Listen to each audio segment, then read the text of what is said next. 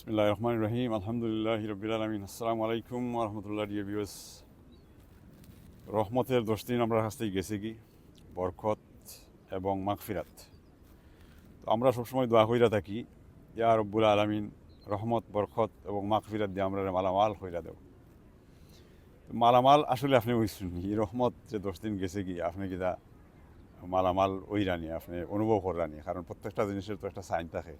একটা ফল ফ্রুট ফাকলে তো একটা কালার ডিফারেন্ট হয়।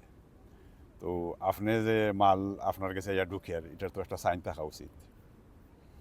দেখুকা মালামাল তো আল্লাহ আপনারা করে দিচ্ছেন, এই মাস তো আল্লাহ এমন নিয়ামত হল দিচ্ছেন যেন দরজা বন্ধ রাখিয়েছেন জাহান্নামত, জান্নাতের দরজা খোলা, তখন আপনি দরজা বাই দিকে ঢুকরানি। তো মাল আপনি কিলা লইলা আপনি অনুভব করানি। তখন তো হইল একটা শাওয়ারে যদি পানি ছাড়েন, আপনি শাওয়ারের পানি চাইলে যদি আপনি বাদ করতে হয়, মানে একটা টাপ ছাড়েন, পানি যদি এখানে বন্ধ করেন তাহলে পানি জমা হইব। আর যদি আপনি একটা বোল রাখেন, বোলের মধ্যে পানি জমা হইব। এই রহমত ওলা ভাই, আল্লাহ পাকের যে একটা সিফাত, আল্লাহ পাকের যে একটা কোয়ালিটি রহমত করেওয়ালা, এই কোয়ালিটি আপনিও আপনার সাধ্য মোতাবিক আপনি কপি করতে পারবা, আপনিও রহমতওয়ালা বনতে পারবা। আর আপনি যখন রহমতওয়ালা বনবা, আপনার আশেপাশে প্রত্যেকটা জিনিসে আপনার কাছ থেকে আপনার ফ্যামিলি, আপনার আত্মীয় স্বজন যারা আশেপাশে আছেন সবের লাগে আপনি রহমতওয়ালা বনবা। ও আপনি বোল্ড রাখছেন, ও জমা হইব গিয়ে রহমত আপনার। ও যে থাকবা যেটা হাসিল করার কথা হয়, ও রহমতের বোল যে সময় আপনি ওপেন করবা, পানি আপনার এখানে গিয়ে জমা হইব। নতুবা 10 দিন গেছে কি, আরও 10 দিন যাইব কি, আরও 10 দিন যাইব কি, মাস যাইব কি, পরে মানে মাস যাইব, বছর যাইব, এগুলা তো বারবার যাইতে আছে।